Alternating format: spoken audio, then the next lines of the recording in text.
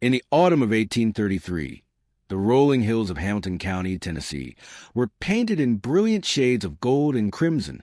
The harvest season had been generous, and nowhere was this prosperity more evident than at the Whitmore farm, a sprawling 500-acre estate that had become the envy of every settler within a day's ride. The farmhouse itself stood like a monument to success.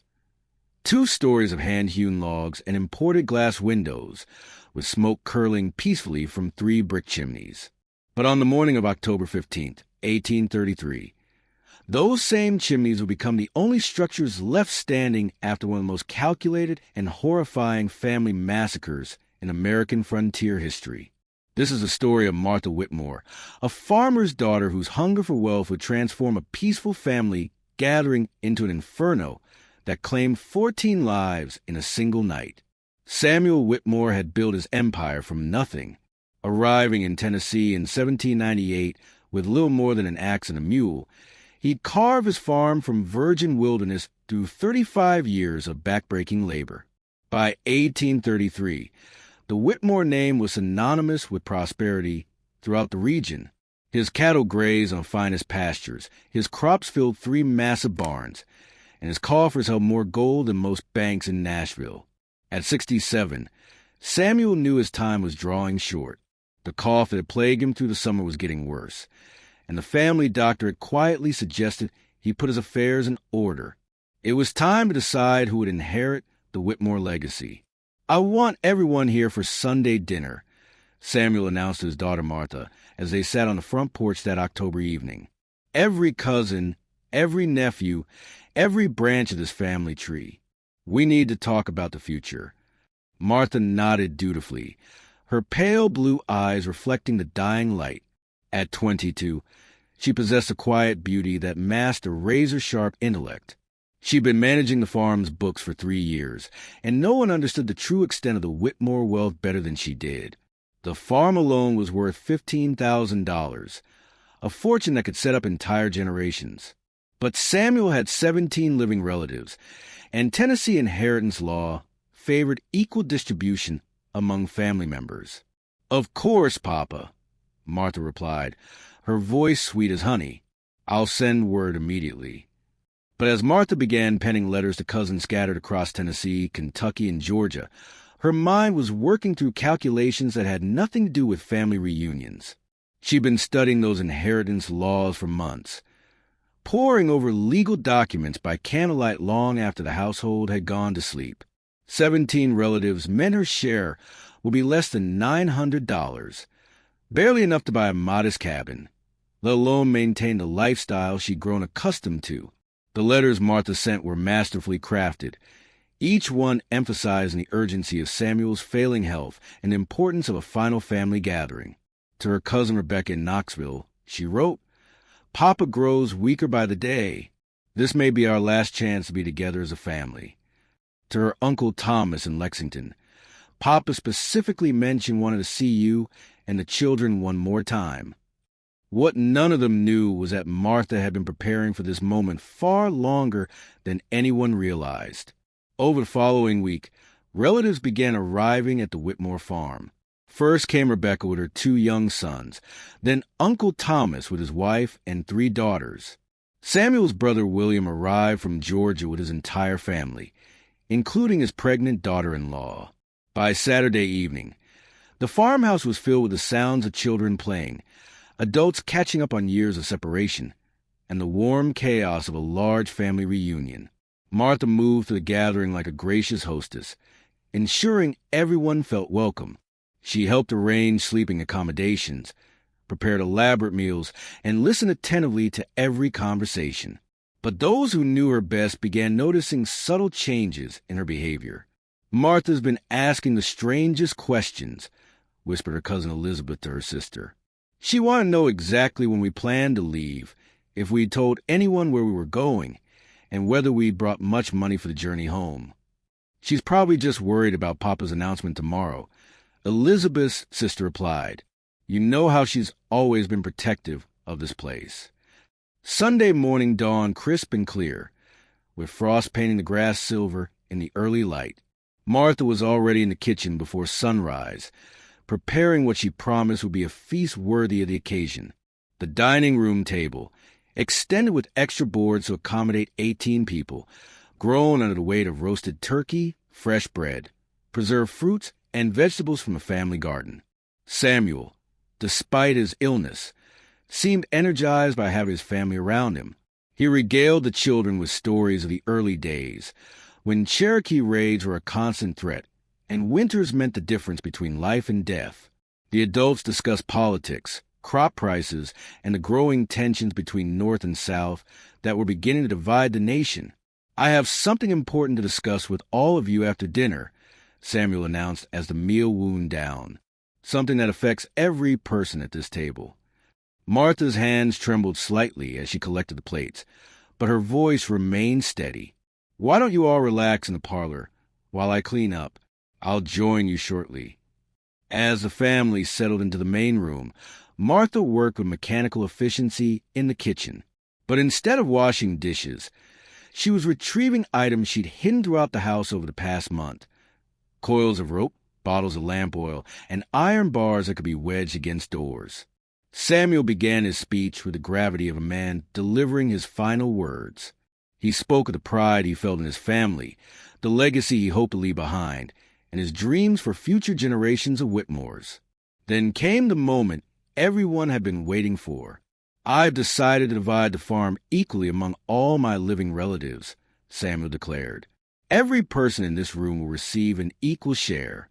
The room erupted in surprised murmurs and grateful thanks.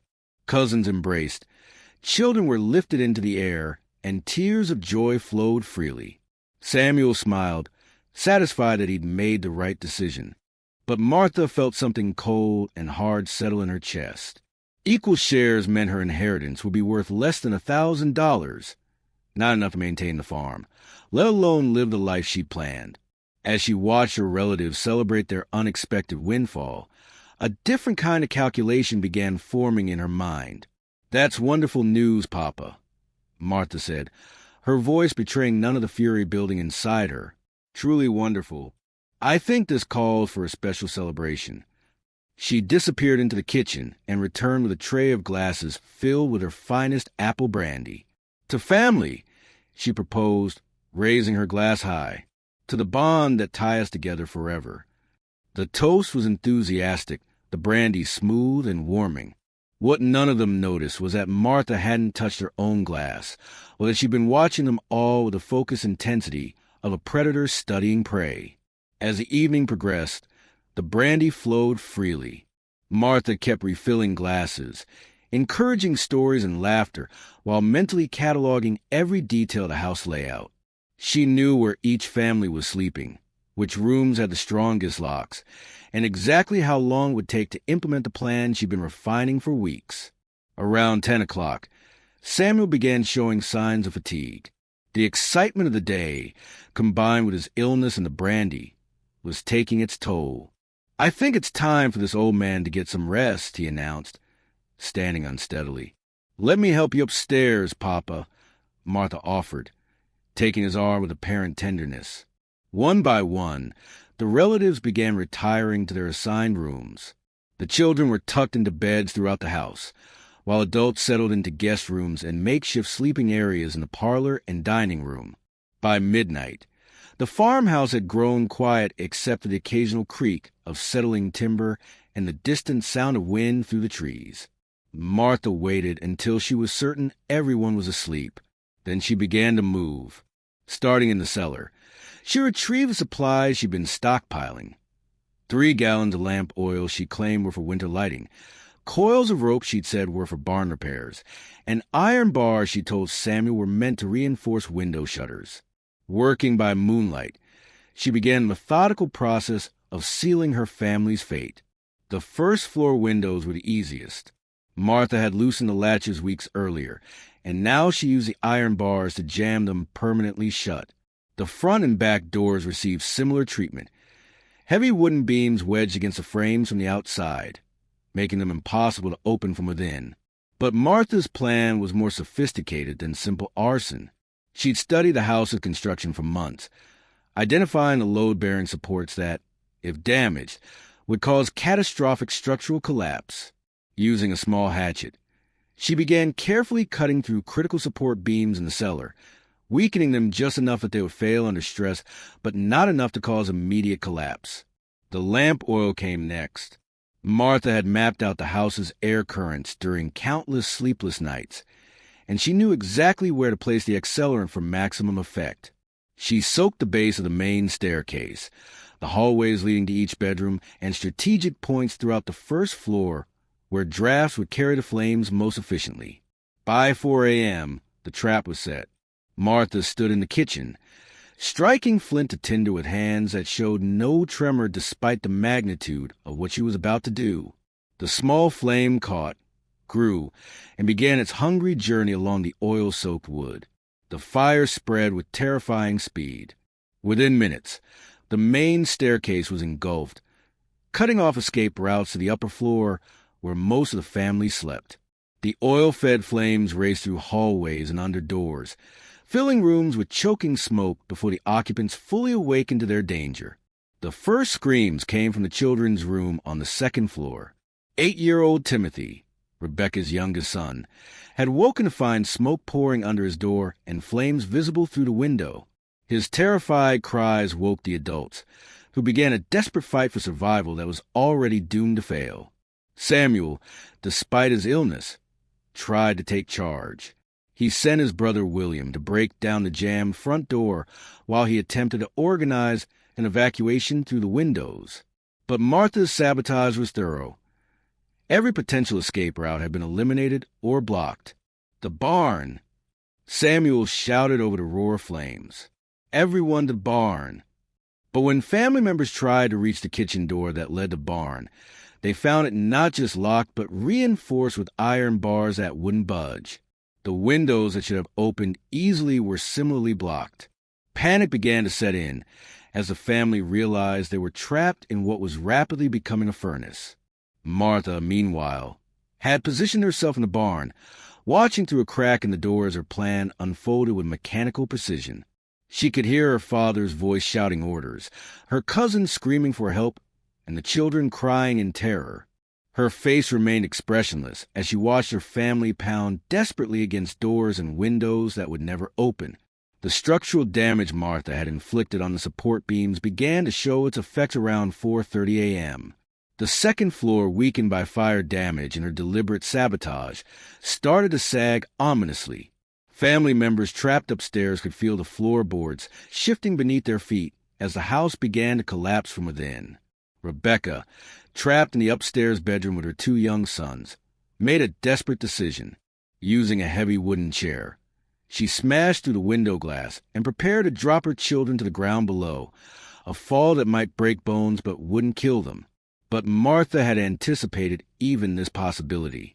Hidden in the darkness below each window, she dug shallow pits filled with sharp wooden stakes, primitive but effective punji traps that would ensure fatal injuries for anyone who attempted to jump. When Rebecca dropped 8-year-old Timothy from the window, his landing was not the soft earth she'd expected, but a carefully prepared killing field. The boy's screams of agony confirmed that Martha's preparations had been even more thorough than her trapped family could have imagined. By 5 a.m., the house was fully engulfed.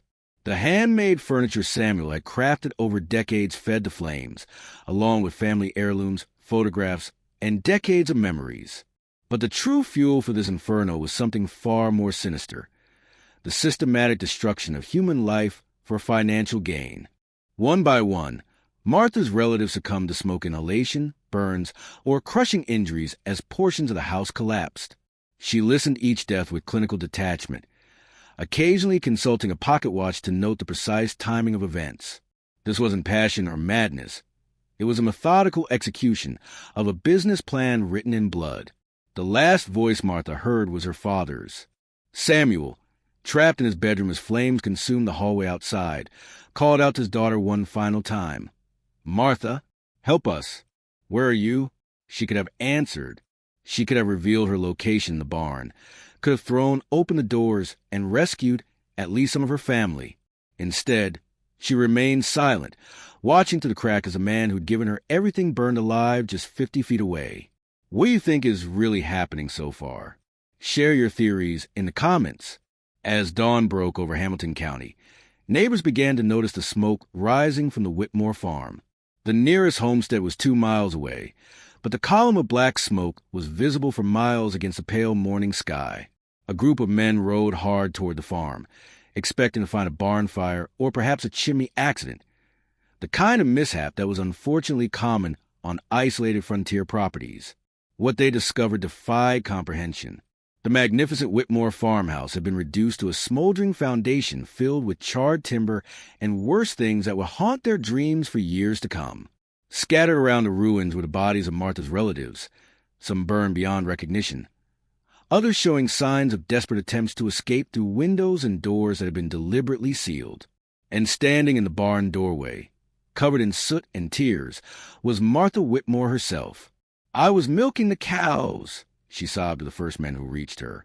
"I heard shouting and came running, but the whole house was already burning. I couldn't get inside. I tried to break down the doors, but they wouldn't budge." The men who'd known Martha since childhood saw no reason to doubt her story. Barn fires were tragically common, often caused by overturned lanterns or sparks from poorly maintained chimneys. The idea that someone would deliberately murder their entire family was so far outside their experience that it simply didn't occur to them as a possibility. But Sheriff Thomas Crawford was a different sort of man. Crawford had been keeping the peace in Hamilton County for 15 years, and he'd learned to trust his instincts when something felt wrong. As he walked through the still smoking ruins of the Whitmore house, several details troubled him deeply. First was the pattern of the burn damage. Crawford had investigated dozens of accidental fires, and they typically showed signs of originating from a single source: a fallen candle, an overturned lantern, sparks from a fireplace. But a Whitmore fire showed evidence of multiple ignition points, with the heaviest damage concentrated around escape routes rather than any obvious source of accidental ignition. Second were the doors and windows themselves.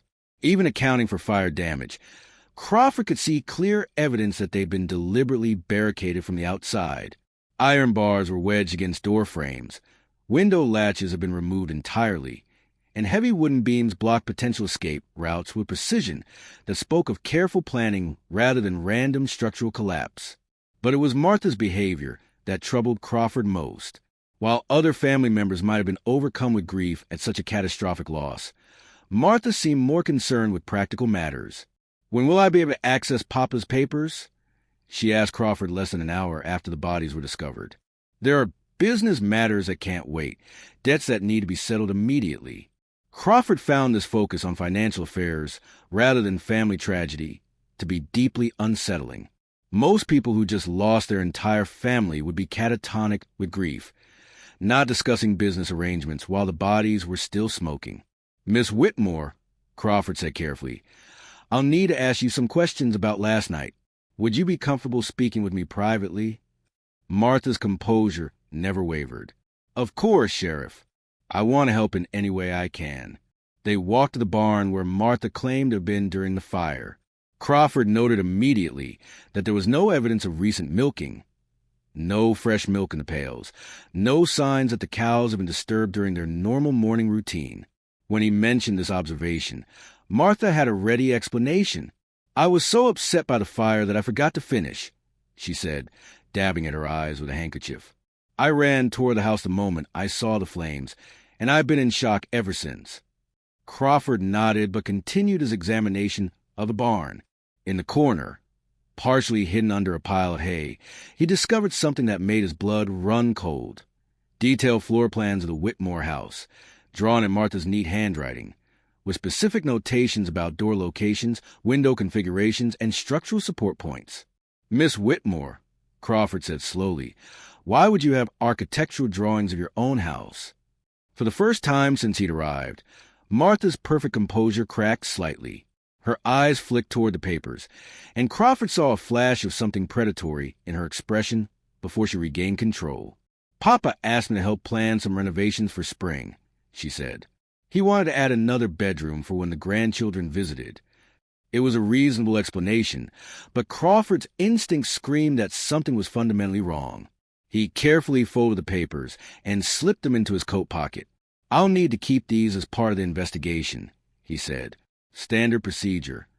Martha nodded, but Crawford noticed her hands had begun to tremble slightly. The first genuine emotion he'd seen from her all morning. The investigation that followed would reveal a level of premeditation and calculated evil that shocked even seasoned lawmen. Crawford began by interviewing neighbors, looking for any unusual activity around the Whitmore farm in the days leading up to the fire. What he discovered painted a picture of systematic preparation that had been months in the making. Mrs. Henderson, who lived on the neighboring farm, recalled seeing Martha making frequent trips to town over the summer, always returning with packages she carried directly to the barn rather than the house. "I thought it was odd at the time," Mrs. Henderson told Crawford. "Most folks bring supplies to the kitchen door, but Martha always went straight to that barn." The town's general store owner provided even more disturbing information. According to his records, Martha had purchased unusual quantities of lamp oil over the past 6 months, far more than any household would normally require. She'd also bought rope, iron bars, and tools that had no obvious connection to farm work. "She always paid cash," the store owner recalled. "Never wanted anything delivered. Always insisted on carrying everything herself. Said she was planning some big project for her father, but was keeping it secret as a surprise." Crawford's most chilling discovery came when he began examining the bodies of Martha's relatives. While most showed signs of death by smoke inhalation or burning, several exhibited symptoms that suggested they'd been drugged before the fire started. Uncle William, whose body was found near the front door, where he'd apparently been trying to break through the barricade, showed evidence of plant poisoning consistent with foxglove consumption. His wife and eldest daughter displayed similar symptoms. Rebecca's 2 young sons had clearly inhaled smoke, but their bodies also showed traces of laudanum, a powerful opiate that would have left them unconscious and unable to flee even if escape routes had been available. The pattern became clear as Crawford examined more bodies. Martha hadn't simply trapped her family in a burning house. She'd systematically drugged the strongest adults to prevent them from mounting an effective escape attempt while leaving the children conscious enough to suffer. Thank you for staying with us. The most shocking part is still coming. But the true extent of Martha's crimes only became apparent when Crawford decided to search her personal belongings. Hidden in her bedroom, beneath floorboards that showed signs of recent disturbance, he found a collection of documents that revealed a criminal enterprise far more extensive than anyone had imagined. Martha had been keeping detailed records of her activities for over 2 years. Written in her precise handwriting were accounts of deaths that everyone had assumed were natural or accidental. Her cousin Samuel Jr., who drowned in the creek the previous summer. Her Aunt Margaret, who died of what doctors call consumption during the winter of 1832. And Uncle Robert, whose fatal fall from his horse had shot the family just 6 months earlier. But Martha's journal told a different story entirely. June 15th, 1832. Samuel Jr. cannot swim well. The creek runs deep near the old mill, and the current is strong after yesterday's rain. If someone were to become disoriented while crossing... December 3rd, 1832, Margaret's cough worsens. She trusts me to prepare her medicines. Foxglove can ease breathing problems in small doses, but larger amounts affect the heart. She would never suspect. March 20th, 1833. Robert drinks heavily when visiting town. His horse knows the road home well, but loosened saddle strap during his usual Friday ride could cause an unfortunate accident. Each entry was followed by detailed observations about inheritance implications and Martha's growing calculations about her eventual share of the family wealth. She'd been systematically murdering her relatives for years, eliminating potential heirs one by one, while maintaining the perfect facade of a devoted daughter and caring cousin. The journal revealed that Martha had been studying poisonous plants, practicing techniques for sabotaging equipment, and even experimenting with different methods of creating accidents that would appear natural to investigators. She'd tested her theories on farm animals first, carefully noting which substances worked most effectively and how to avoid leaving evidence. But perhaps most chilling was her detailed analysis of each family member's personality, weaknesses, and potential value to her plans.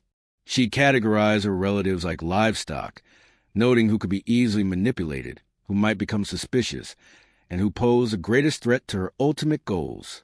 Crawford found himself reading the clinical observations of a woman who viewed her own family as obstacles to be eliminated. Uncle Thomas trusts easily and drinks too much wine with dinner. Elimination, low risk. Rebecca asks too many questions but is physically weak. Moderate risk, but manageable. Papa remains sharp despite his illness. Highest priority for final elimination. The sheriff's investigation revealed that Martha had been incrementally inheriting from each mysterious death, gradually consolidating family wealth under her control. With every suspicious accident, her potential inheritance grew larger, and her list of living relatives grew shorter. Crawford also discovered that Martha had been forging documents to establish herself as the sole heir in several cases. Using her access to Samuel's legal papers and her knowledge of family relationships, she created false wills and inheritance claims that had already netted her several $1,000s in property and cash that should have been distributed among multiple relatives. The Sunday night massacre wasn't Martha's first mass killing.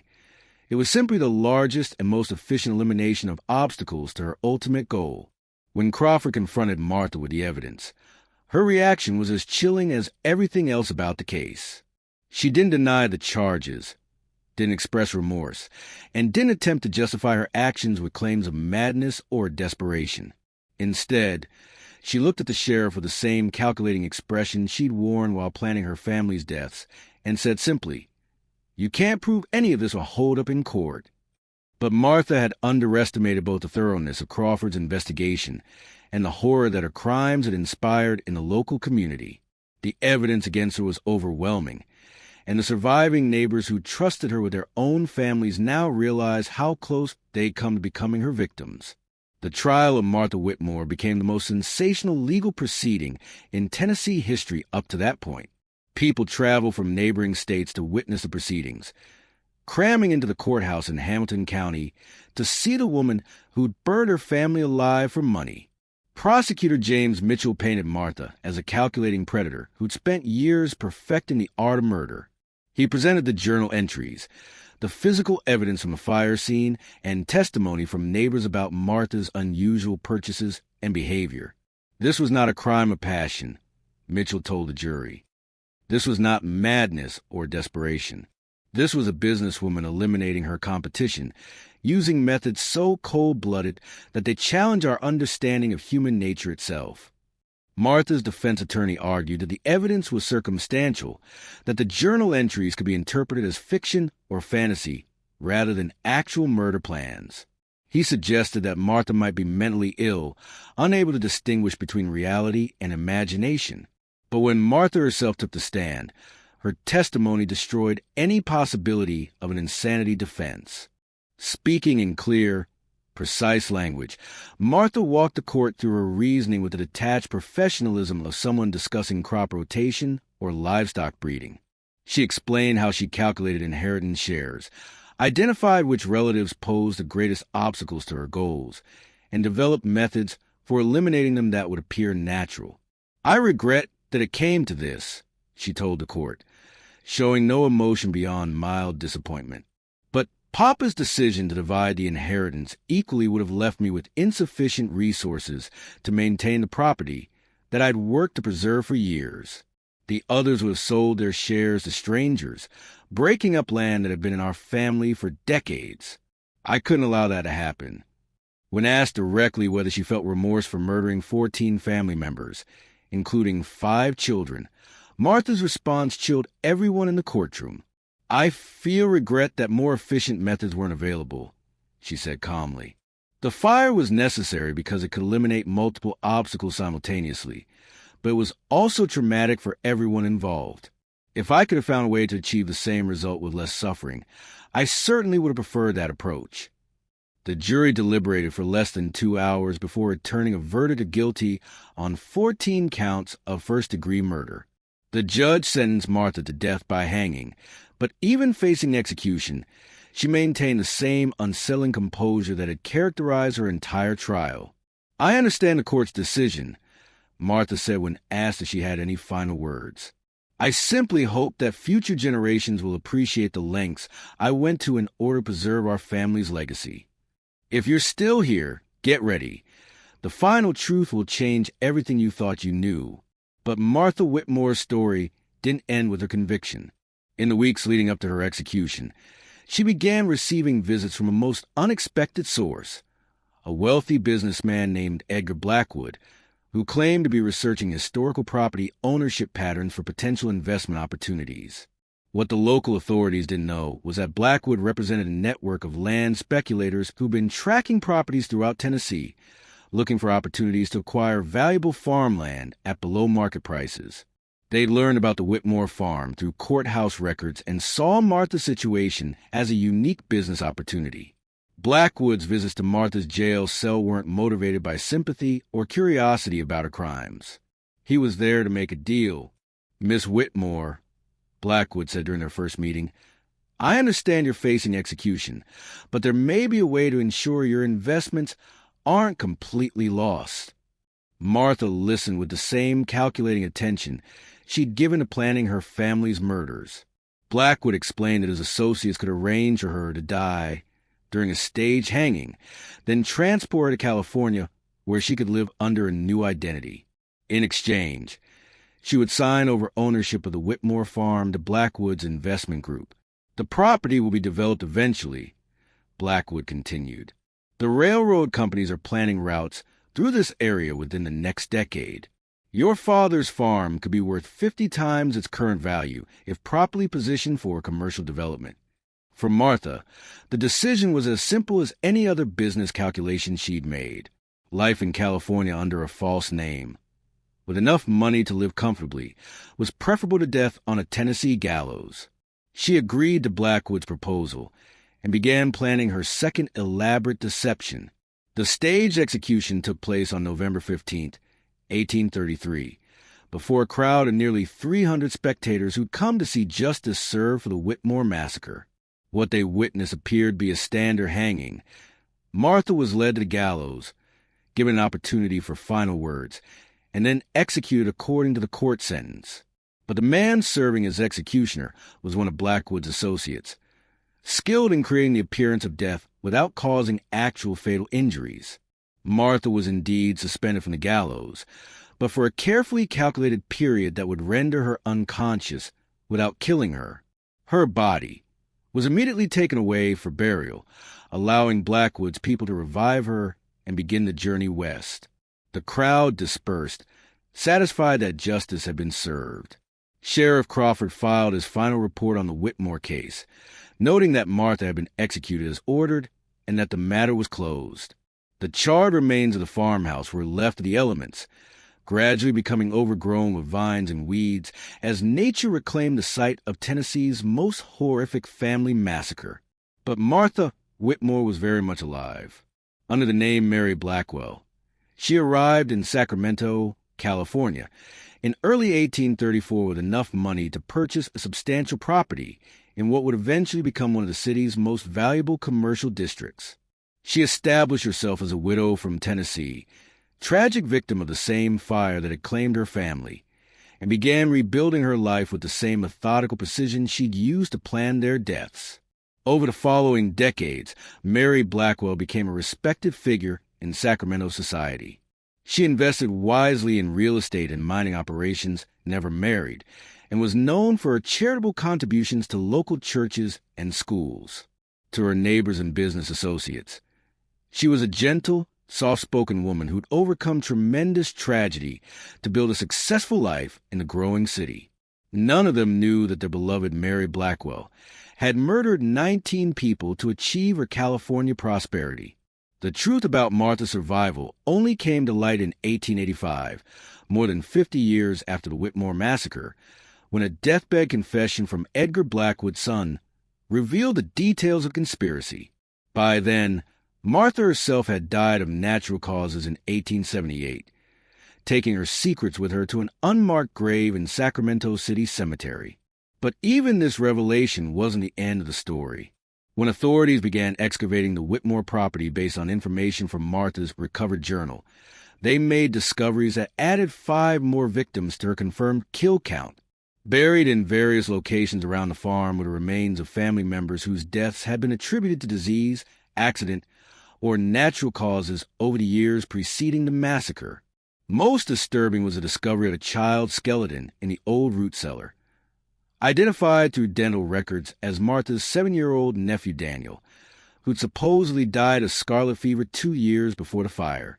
The position of the remains and evidence of blunt force trauma to the skull made it clear that Daniel had been murdered and buried in secret. In her journal, Martha had written about Daniel with particular coldness. The boy asks too many questions about family money and inheritance. Children who eavesdrop on adult conversations sometimes learn things that make them dangerous. The final body count stood at 24 confirmed murders committed by Martha Whitmore between 1831 and 1833. Making her one of the most prolific serial killers in American history, decades before the term serial killer had even been invented. But perhaps the most haunting aspect of Martha's story isn't the number of people she killed, but the methodical, business-like approach she took to mass murder. Her journal entries read like corporate planning documents, with family members reduced to financial variables in elaborate calculations about profit and loss. She'd studied each victim's habits, weaknesses, and relationships, developing personalized murder methods that would appear natural and avoid suspicion. She'd practiced her techniques, refined her approach based on results, and maintained detailed records that would have impressed any legitimate businesswoman of her era. Martha Whitmore wasn't driven by rage, jealousy, or mental illness in any traditional sense. She was motivated by pure financial ambition and a complete inability to see other human beings as anything more than obstacles to her goals. She killed her family members with no more emotional involvement than a farmer culling diseased livestock. In the end, Martha got exactly what she wanted. She inherited the Whitmore fortune, eliminated all potential claims on her wealth, and lived comfortably for 45 years in California. Her only mistake was trusting Edgar Blackwood to keep their secret permanently, a business partnership that eventually led to her posthumous exposure as one of America's most successful and undetected mass murderers. The Whitmore farm itself was eventually sold to railroad developers, exactly as Blackwood had predicted. The land that had been watered with the blood of 24 family members became a commercial district, then industrial buildings, and finally part of a shopping complex that today serves thousands of Hamilton County residents who have no idea they're walking over one of Tennessee's most notorious crime scenes.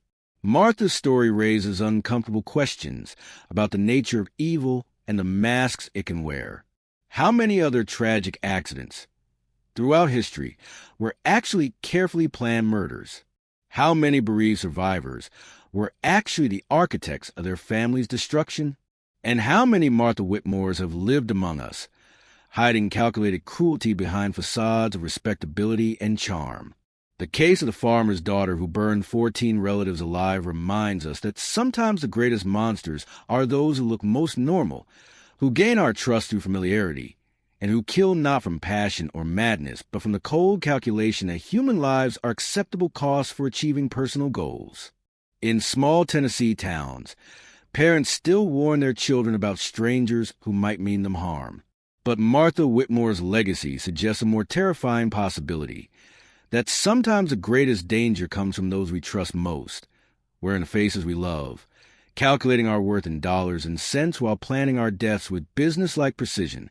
The Whitmore massacre stands as one of the most chilling examples of how greed can transform family bonds into death sentences, and how evil can with a massive devotion until the moment it strikes.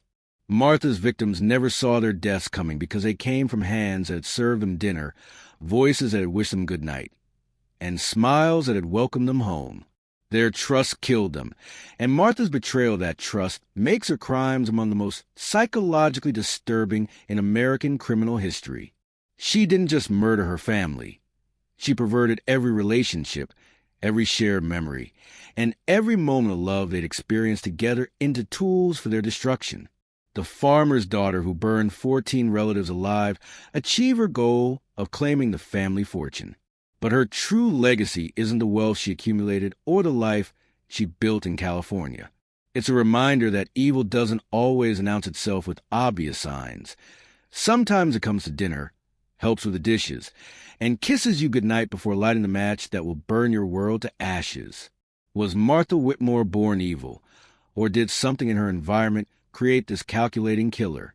Were there warning signs that her family missed, or was she simply a master manipulator who fooled everyone until it was too late? What do you think drove someone to commit such methodical, family-destroying violence for financial gain? Share your theories in the comments below. Do you believe there were warning signs her family should have recognized, or was Martha simply a psychopath who perfected the art of deception? The story of Martha Whitmore forces us to confront an uncomfortable truth about human nature: that evil doesn't always look like the monsters we imagine. Sometimes it looks like a dutiful daughter serving Sunday dinner, a caring cousin offering homemade medicine, or a grieving survivor standing in the ashes of what appears to be a tragic accident. Her crimes remind us that the most dangerous predators are often those who understand exactly how to exploit our trust, our love, and our assumption that family members have our best interests at heart. Martha weaponized these natural human bonds, turning every family gathering into an opportunity for murder and every act of kindness into a calculated step toward her victim's destruction. Today, the site where the Whitmore farmhouse once stood is marked only by a small historical plaque that mentions a tragic fire without revealing the full truth about what happened that October night in 1833. Local residents occasionally report strange sounds coming from the area: whispers in the wind, the smell of smoke on clear days, and the distant sound of children crying. Whether these phenomena are supernatural or simply the psychological echoes of one of Tennessee's darkest chapters, the Whitmore farm serves as a permanent reminder that sometimes the most horrifying monsters are the ones who share our blood, know our weaknesses, and calculate our deaths while we sleep peacefully in beds they prepare for us. The case files on Martha Whitmore remain in the Hamilton County Courthouse to this day, a testament to the thoroughness of Sheriff Crawford's investigation, and a warning about the depths of human greed and cruelty. But perhaps more importantly, they serve as evidence that evil can be methodical, patient, and utterly ruthless in pursuit of its goals. Martha Whitmore got away with 24 murders and lived comfortably for 45 years on the wealth she'd stolen from her victims. Her story isn't just about one woman's crimes. It's about the terrifying possibility that calculated evil can succeed for decades if it's patient enough, clever enough, and ruthless enough to eliminate every witness to its actions. The farmer's daughter who burned 14 relatives alive achieved her twisted version of the American dream: financial independence, social respectability, and a comfortable life built on a foundation of blood and betrayal. Her success makes her crimes even more disturbing, because it suggests that sometimes monsters don't just escape justice. They thrive because of their monstrous actions. In the end, Martha Whitmore's legacy isn't the wealth she accumulated or the new life she built in California. It's a chilling reminder that evil can wear any face, speak with any voice, and hide behind any relationship we hold sacred. Her story teaches us that sometimes the greatest danger doesn't come from strangers in dark alleys. It comes from familiar hands offering help, trusted voices speaking words of comfort, and loving smiles that mask the coldest calculations of profit and loss. If this story has left you questioning how well you really know the people in your own life, you're not alone. The psychological impact of Martha's crimes extends far beyond her immediate victims, challenging our fundamental assumptions about family, trust, and the masks that evil can wear. Make sure to subscribe to our channel for more shocking true crime stories that reveal the dark secrets hidden in America's past. Check out our playlist of other historical horrors that will make you see familiar relationships in an entirely new light. And let us know in the comments, what other seemingly accidental deaths throughout history might have actually been carefully planned murders? The truth is often far more terrifying than any fiction we could imagine. And don't miss our next video. Subscribe to the channel and enter the placelet and follow other stories so intriguing and frightening like this. Click on the screen to watch it now.